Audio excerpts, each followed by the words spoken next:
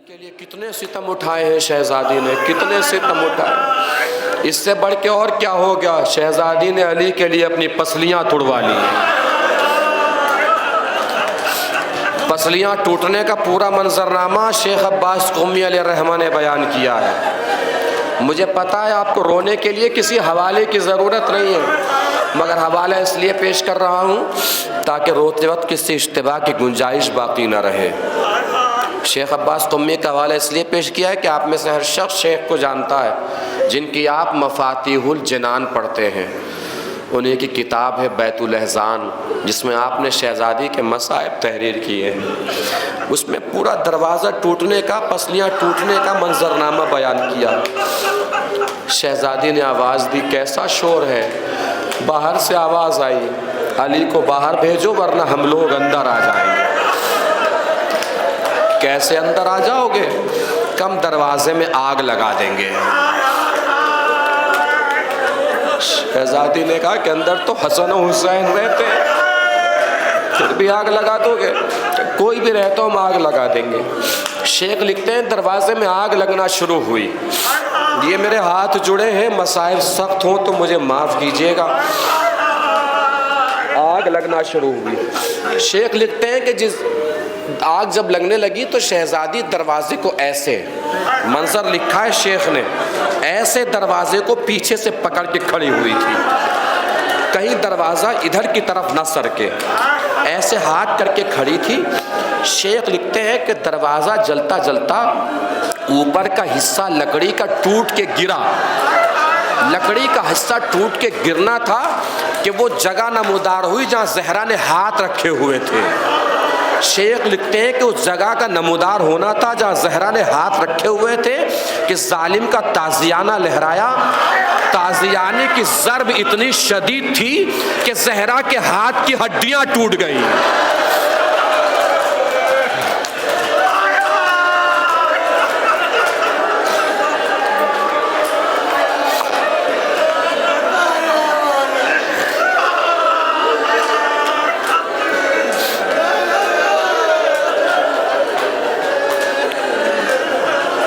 शेख लिखते हैं कि अब भी शहजादी हिम्मत नहीं हारी। शहजादी ऐसे ही दरवाजे को पीछे से पकड़ के खड़ी रही। अब शेख लिखते हैं कि जब बाहर खड़े लोगों ने देखा ना कि जब तक ज़हरा पीछे से नहीं हटेंगी दरवाज़ा नहीं गिरेगा। शेख लिखते हैं कि एक शख्स आगे बढ़ा, उसने अपना नापाक पैर उठाया और इतनी शिद्दत से दरवाजे पे दे मारा कि एक तरफ ज़हरा गिरी, एक तरफ दरवाज़ा गिरा।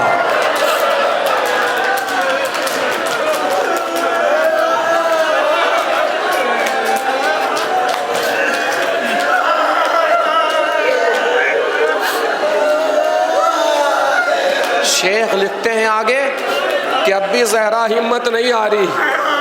जल्दी से ज़हरा उठी और जिस जगह से दरवाज़ा टूट के गिरा था वहाँ शहजादी हाथ लगा के खड़ी हो गई। अब जिस जुमले के लिए मैंने हाथ जोड़े थे सख्त महसूस हो कि मुझे माफ़ कीजिएगा। शेख लिखते हैं कि अब ऐसा सितम हुआ ज़हरा पर कि मदीने की ज़मीन को ज़लज़ला आ गया होगा।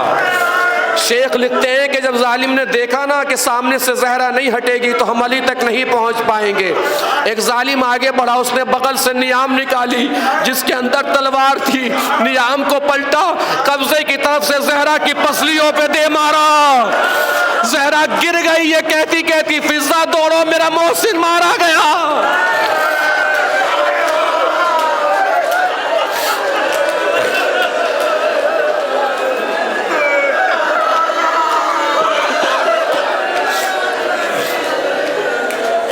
अब लीजिए मंजर बयान करने जा रहा हूँ, उसके बाद आप जाने, शहजादी की आपसे मोहब्बत जाने। जो भी आंसू रुके हुए हैं आंखों के पीछे, पर्दे के नीचे, सारे सैलाब बनकर बह जाने चाहिए जो मंजर बयान कर रहा हूँ। शेख आगे लिखते हैं कि ज़हरा गिरी, लोगों ने अंदर दाखिल होना शुरू किया। ज़हरा चाहती थी कि ज़मीन से जल्दी से उठे।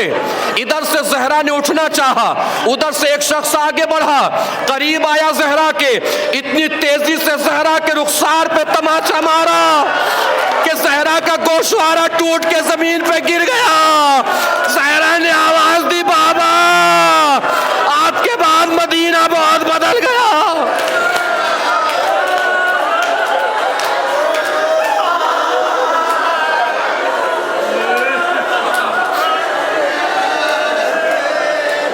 एक खतीब ये मसाइब पढ़ रहे थे, जब इस मंजर पे पहुंचे ना, दरमियान से एक शख्स खड़ा हुआ, सरो सीना पीटने लगा, चीख चीख के रोने लगा।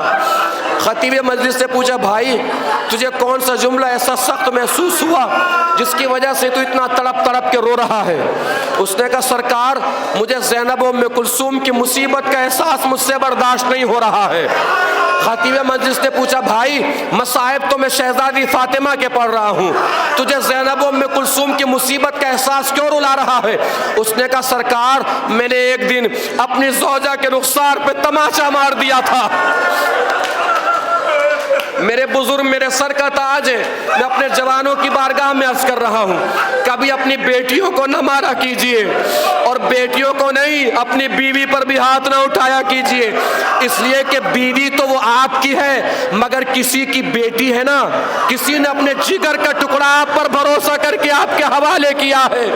वो कहता है, सरकार मैंने जब बीवी के रुखसार पे तमाचा मारा, 4-5 घंटे के बाद मेरी बीवी मेरे पास आई, मेरे सामने हाथों को जोड़ के खड़ी हो गई, आप मेरे मालिक हैं, मेरे सैयद हैं, मेरे सरदार हैं, आज के बाद अगर गलती हो तो मैं इजाजत देती हूँ, मुझे मार लिया कीजिए, लेकिन बस आज के बाद इतना ख्याल रहे कि कभी मेरे रुखसार पे तमाचा मेरी बेटियों के सामने न मारिएगा।